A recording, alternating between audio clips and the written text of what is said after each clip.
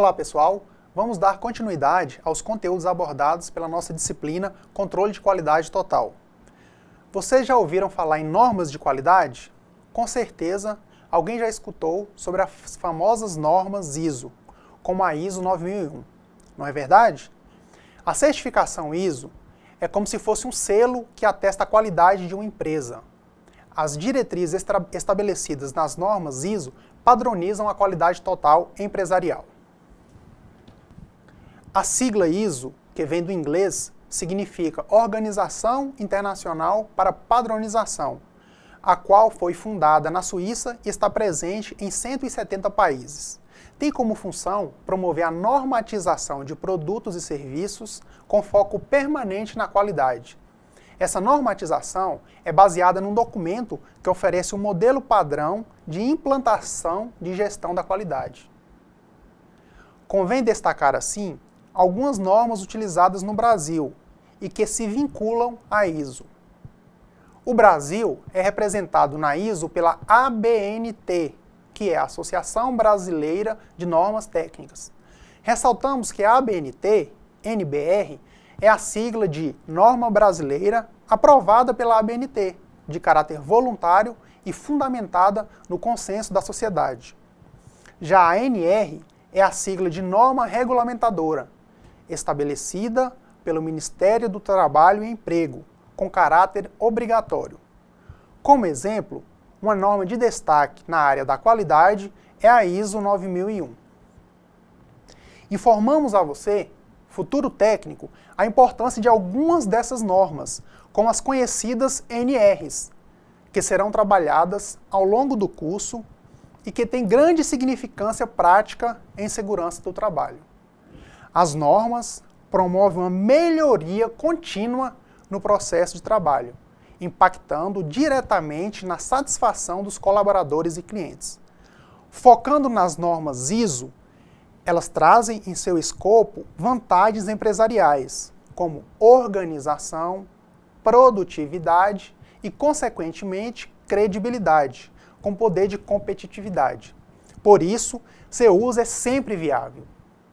Acrescenta-se que a certificação ISO pode ser utilizada tanto no setor privado como no setor público.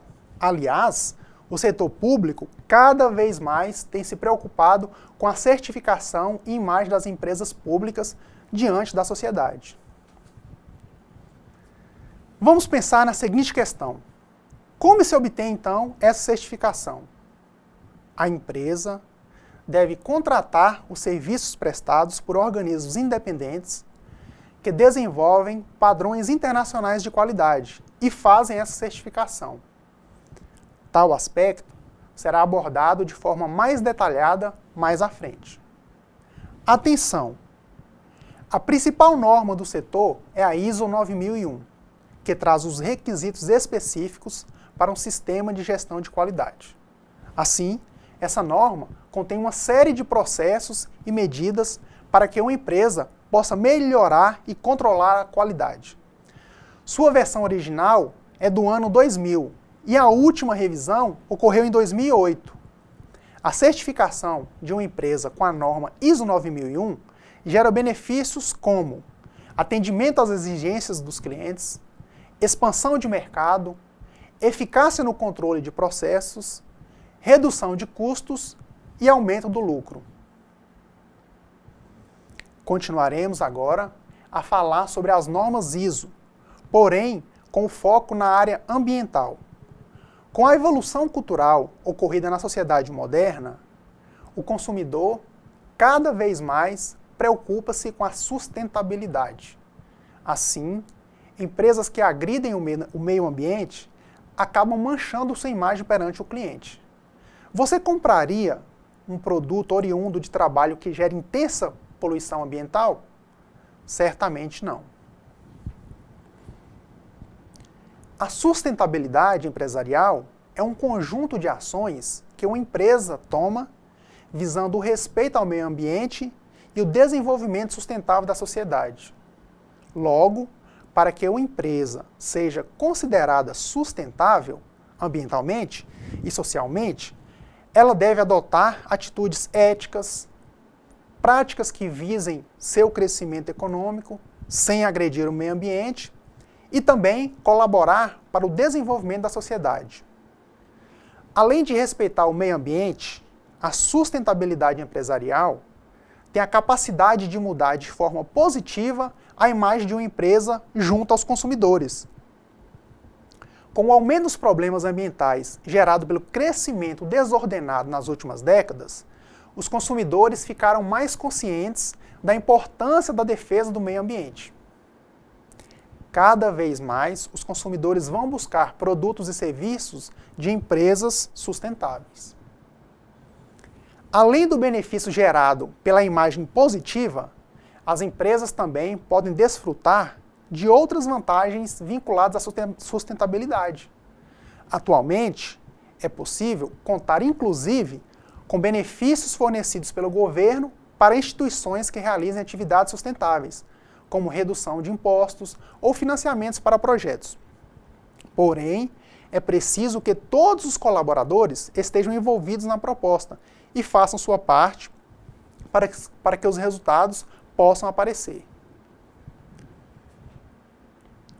Podemos citar os seguintes exemplos de práticas sustentáveis desenvolvidas nas empresas: uso de sistemas de tratamento e reaproveitamento da água, uso racional da energia elétrica, reciclagem do lixo sólido, reutilização de sobras de matéria-prima, criação de projetos educacionais voltados para a preservação do meio ambiente, uso de materiais recicláveis para a confecção de embalagem dos produtos, uso de materiais biodegradáveis, uso de filtros que retêm os poluentes emitidos em determinadas fases da produção industrial, não descartar esgoto ou resíduos químicos em rios, córregos ou lagos, não poluir o solo com produtos químicos ou qualquer outro poluente.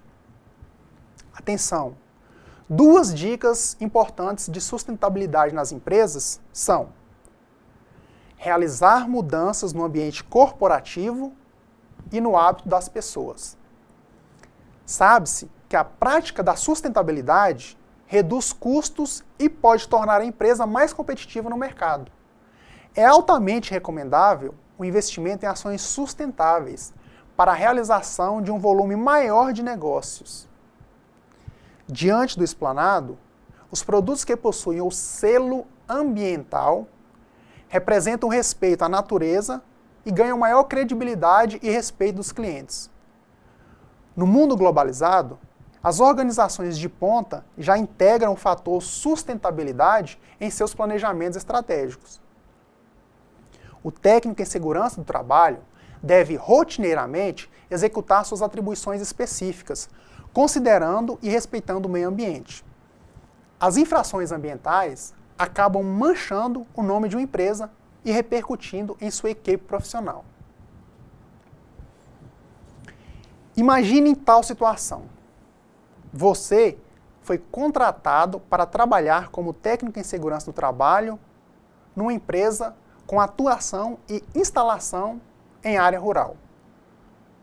Durante a inspeção, você percebe que os trabalhadores estão descartando material contaminado, sem consentimento da empresa, próximo a uma margem de rio, considerada área de preservação permanente. Como você agiria? Tomaria as medidas cabíveis administrativas? Claro que sim. Lembrem-se, a sustentabilidade ambiental será prioridade na sua área de atuação. As organizações podem atuar em conformidade com as questões ambientais de duas formas. A primeira forma é adotar um comportamento ambiental proativo, pontual, não sistematizado e independente, sem sistema de gestão. A segunda forma, e mais recomendada, é obter a conformidade ambiental por meio da implantação de um sistema de gestão ambiental. Tal sistema está disposto na norma ISO 14000. A norma ISO 14000 foi publicada pelo Inmetro em 2004 e traz requisitos específicos que norteiam as empresas na adoção de um sistema de gestão ambiental. O principal objetivo da ISO 14000 e de suas normas é garantir o equilíbrio e proteção ambiental, prevenindo a poluição e os seus potenciais problemas que esta poderia trazer para a sociedade e a economia. A certificação com essa norma simboliza que determinada empresa tem preocupação e responsabilidade com a natureza. Como funciona, então, todo esse processo de certificação já comentado? Como a empresa obtém a certificação de conformidade segundo as normas?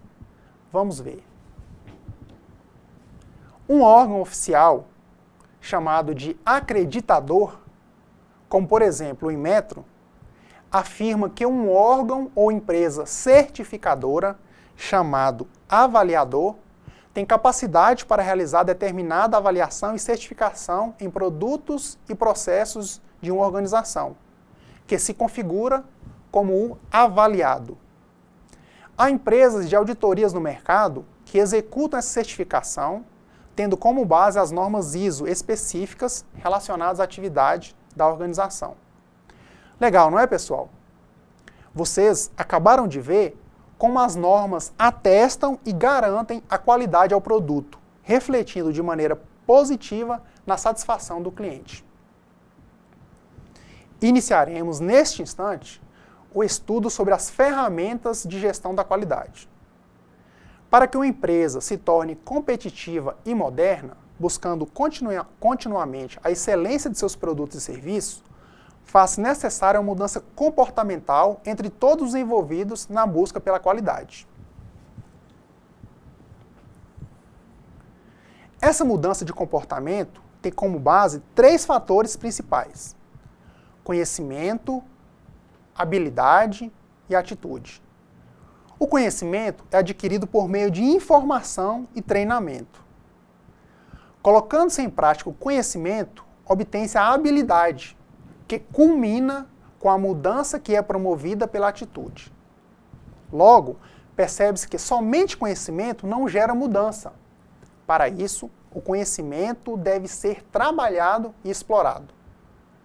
Vale lhes ressaltar, futuros técnicos, que toda mudança em uma organização gera desconforto, causa rejeição, todavia elas são essenciais dentro da evolução do processo produtivo. Logo, fiquem preparados para a mudança constante no meio em que atuarão. Diante do contexto exposto, com foco em mudança e alinhamento comportamental dentro das organizações, uma importante ferramenta de gestão da qualidade é o programa 5S. Tal programa foi criado em 1950 e até hoje se configura como ferramenta fundamental de gestão. Olhem só que interessante. O 5S, ou Housekeeping, é um conjunto de técnicas que foram desenvolvidas no Japão e utilizadas inicialmente pelas donas de casa japonesas, para envolver todos os membros da família na administração e organização do lar.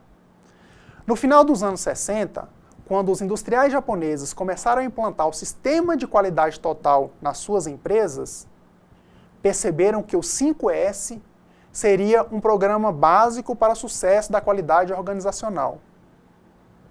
O programa pode ser aplicado em diversos tipos de organizações, visto que promove melhorias substanciais ao ambiente, nas condições de trabalho, saúde, higiene e sua utilização resulta em eficiência, qualidade e conforto.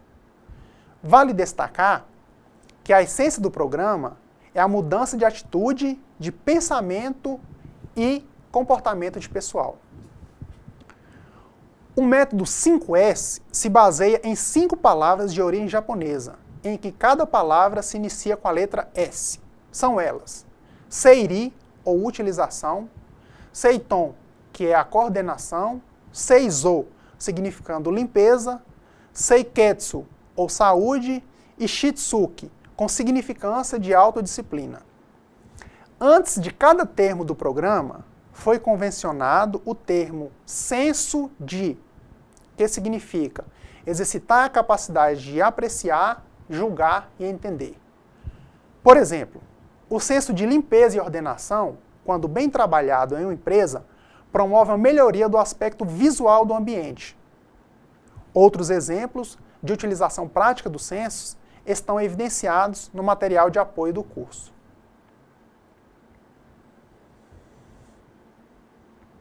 Vamos, a partir de agora, abordar um pouco mais sobre os censos do programa, destacando a aplicabilidade prática e suas vantagens para as organizações. O primeiro deles é o CEIRI, ou Censo da Utilização ou Organização. Aqui, organizar adquire a significância de separar os itens necessários dos desnecessários, com posterior destinação dos últimos. Por exemplo, em uma empresa, se há alguma ferramenta ou equipamento que não seja mais útil em determinada cadeia produtiva, tal item deve ser destinado ao local mais apropriado. É sempre indicado separar tudo aquilo que não tem utilidade para o setor, como materiais quebrados e estoque em excesso. Assim, esse censo apresenta as vantagens de potencializar o uso do espaço com redução do tempo de procura, ofertar conforto e ergonomia no local de trabalho, reduzir custos e aumentar a produtividade. O segundo S do programa é o CEITON, ou Censo da Ordenação. Neste censo, ordenar significa arrumar, ou seja, guardar de acordo com a facilidade e frequência de uso, favorecendo assim o acesso, melhorando a qualidade dos processos e, consequentemente, potencializando a produção. Ressalta-se que a ordenação exige do funcionário um estabelecimento de critérios para a organização, ou seja, um lugar para cada coisa e cada coisa em seu lugar. Por exemplo, ao guardar materiais no almoxarifado, o colaborador deve destinar os itens em seus devidos lugares, os quais podem estar identificados por códigos ou etiquetas, tomando sempre o cuidado de disponibilizar o que for utilizado com mais frequência numa posição mais acessível. Outro exemplo prático: alocar as máquinas mais utilizadas na empresa numa disposição espacial que facilite o manuseio por parte dos funcionários. Logo, esse censo apresenta as seguintes vantagens: agilidade nos processos, estimula a criatividade, racionalização de espaços e tarefas, favorece a ergonomia e melhora o espaço trabalhista. O terceiro S do programa é o CEISO, ou Censo da Limpeza. Aqui a limpeza denota a eliminação de sujeira proporcionada por uma inspeção de ambiente.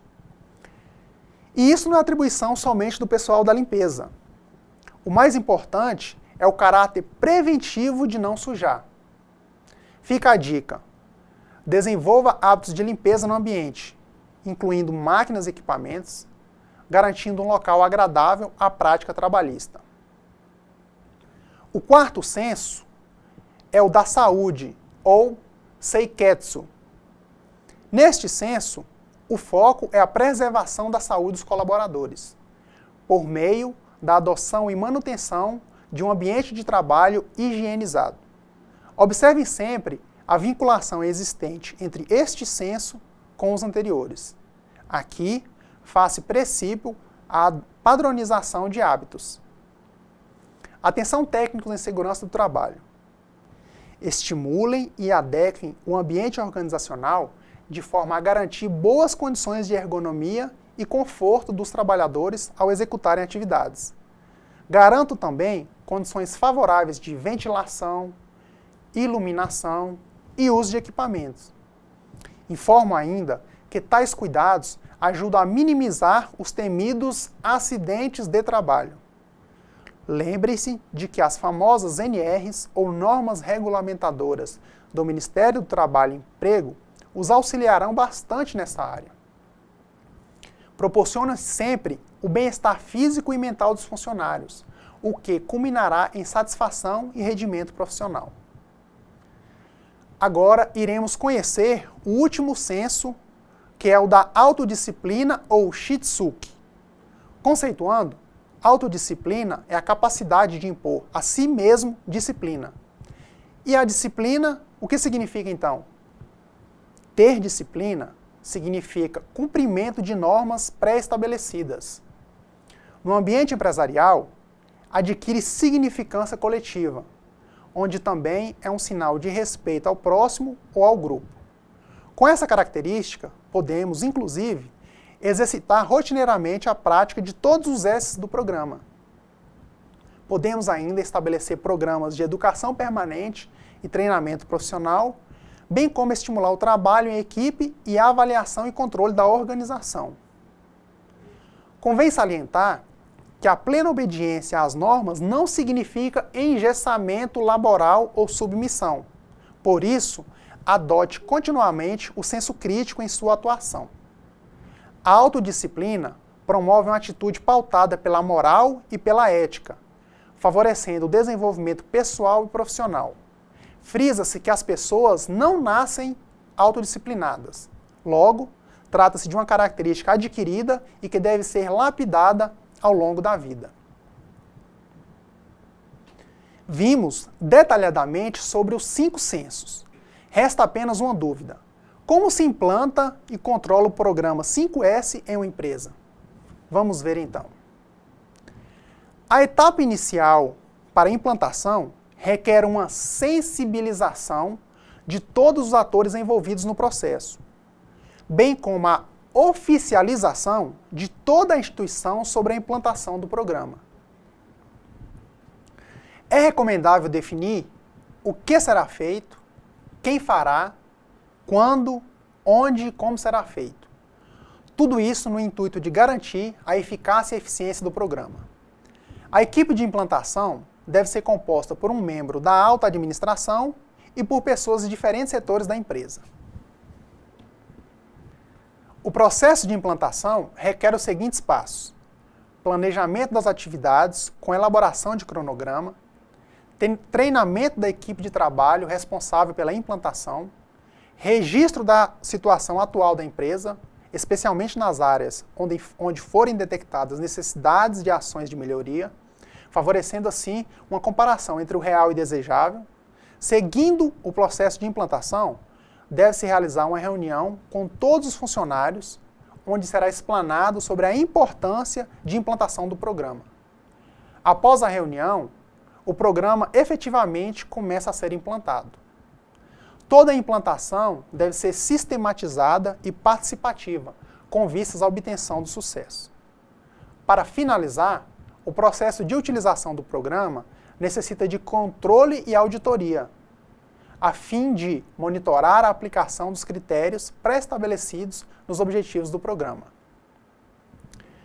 Destaca-se que o programa tem a capacidade de promover, com sua implantação, resultados positivos como melhoria da comunicação através de maior integração, melhoria da imagem da empresa, elevação do moral das pessoas, desenvolvimento de criatividade, influência positiva na família, mudança da postura no atendimento ao público e, principalmente, mudanças das atitudes e hábitos. Convém ressaltar que, pela facilidade e eficácia, o programa 5S tornou-se uma ferramenta de destaque na consecução de padrão de qualidade para as organizações. Pessoal, vamos, neste momento, comentar sobre um grande cientista da área da administração que teve uma contribuição notória no que diz respeito à qualidade. Ele é o Dr. Deming. Na primeira aula do nosso curso, chegamos a abordar um pouco sobre sua história.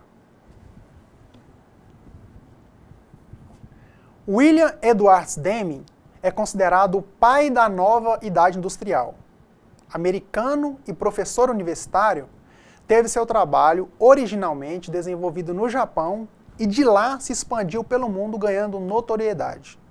Imprimiu na área administrativa o conceito de melhoria da qualidade por meio de métodos estatísticos.